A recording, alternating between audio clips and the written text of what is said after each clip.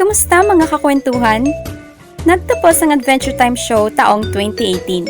But the story lives on. Balikan natin ang mga aral ng show na to. And in this video, pag-usapan natin kung bakit nga ba nasigawan ni Finn si Tree Trunks at kung ano nga bang nangyayari kapag masyado tayo nag-aalala para sa taong malapit sa atin. Nandito si Makwentong Bata para dalhin kayo sa mundo ni Finn and Jake.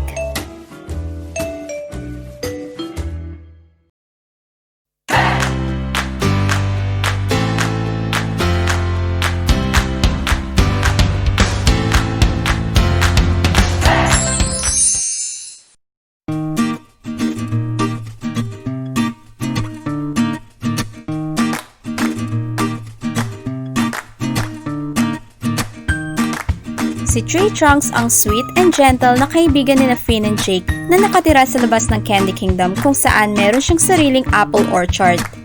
Mahilig din siyang mag-bake at ang apple pie niya ang pinakamasarap sa lahat ng pie. Nagha-hangout sina Finn and Jake sa bahay ni Tree Trunks nang mapagkwentuhan nila kung ano ang pangarap nilang gawin if they can do anything. Sumagot si Finn at sinabing gusto niyang makakatch ng shooting star at mag-travel sa outer space. Sumagot din si Jake at sinabing gusto niyang i-carve ang mukha niya sa moon, habang si Tree Trunks naman sumagot at sinabing pangarap niyang pumitas ng apple. Which made Finn say, Lame. Pero hindi ordinary apple ang tinutukoy ni Tree Trunks. Kaya in-explain niya na,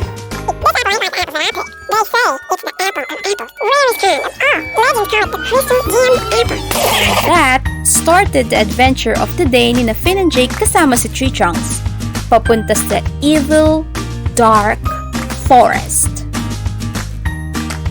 Habang naglalakbay sila sa Evil Dark Forest para hanapin ang Apple of Apples, na-realize ni Finn na hindi handa si Tree Trunks para sa adventure. Nilabanan niya lang naman ang monsters by putting stickers on them, nakipag-tea party siya, at nakipagsayawan din sa kanila. At si Finn and Jake naman, taga-rescue ni Tree Trunks mula sa mga monsters. Nung una, dahil sobrang malapit sa puso ni Finn si Tree Trunks, di niya magawang sabihin kay Tree Trunks na hindi talaga siya adventure ready. Instead, sinabi niyang top-notch adventurer si Tree Trunks. Pero nung muntik nang mapahamak ulit si Tree Trunks from the monster, di na napigilan ni Finn na magalit at nasigawan niya tuloy si Tree Trunks. Do you want to die, Tree Trunks? Is that what you think adventurers do? Die and make all their friends feel terrible because they couldn't save you? Umiyak tuloy si Tree Trunks at nag-walk out. And immediately, Finn realized na mali ang nagawa niya at nagsisi siya. Man, I feel horrible. I was only yelling because I care about her safety. That's what happens when you care too much, dude. So, ano nga bang nangyayari when we care too much? In this scenario, may nakita tayong dalawang bagay from Finn. First, dahil ayaw niyang masaktan ang feelings ni Tree Trunks, nagsinungaling si Finn by saying na magaling na adventurer si Tree Trunks kahit na ang totoo, di talaga siya ready at mapapahamak lang siya. Second, sa sobrang pag-aalala, di niya napigilang magalit at magtaas ng boses kay Tree Trunks dahil na-build up yung emotion sa loob niya. Yung emotion na tinago niya through lying kay Tree Trunks. Okay mga kakwentuhan, if ever na malagay kayo sa sitwasyon na ayaw niyong maka-offend ng kaibigan, pero tingin niyo kailangan niyang marinig yung totoo mong iniisip kasi you believe na mas makakabuti sa kanya to, i-formulate mo sa ganitong paraan ang gusto mong sabihin. First, sabihin mo yung mga good points. Ano yung mga strengths at achievements niya, no matter how small. Second, saka mo isingit yung pero. Pero I think mas mag-i-improve ka or mas makakabuti sa'yo na. Then, sabihin mo yung totoo mong naiisip or criticism. Lastly, tapusin mo yung litanya mo in a positive way. Magsabi ka ng words of appreciation in the end after mo mang-criticize. I believe may iwasan sana na magalit o magsigawan kung napag-uusapan ng maayos ang sitwasyon. Nakita natin kay Finn na kapag may tinago kang emosyon at di ka naging totoo sa sarili mo at sa mga kaibigan mo, pwedeng maipon later on ang mga emosyon na yan. At kapag di mo na kinaya, lalabas in a very negative way. Yun bang sasabog ka na lang?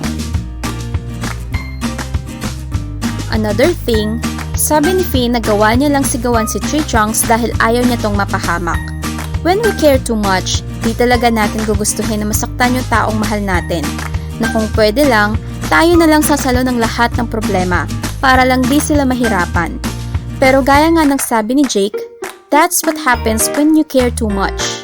Meaning dahil sa sobrang pag-aalala natin, minsan tayo mismo ang nakakasakit ng damdamin ng taong ayaw nating masaktan. Kung susundin si Jake, I think he's trying to say, balance care. Balansehin natin.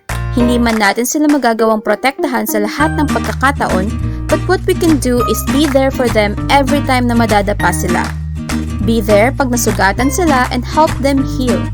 Be with them in the journey. Be their guide and light. Hindi mo man makokontrol ang lahat, pero pwede mo silang patuloy na mahalin despite everything. So, anong nangyari kay Finn at Tree Trunks? Nagsorry si Finn kay Tree Trunks at inexplain niya na ayaw niya lang naman masaktan si Tree Trunks kaya siya nagalit.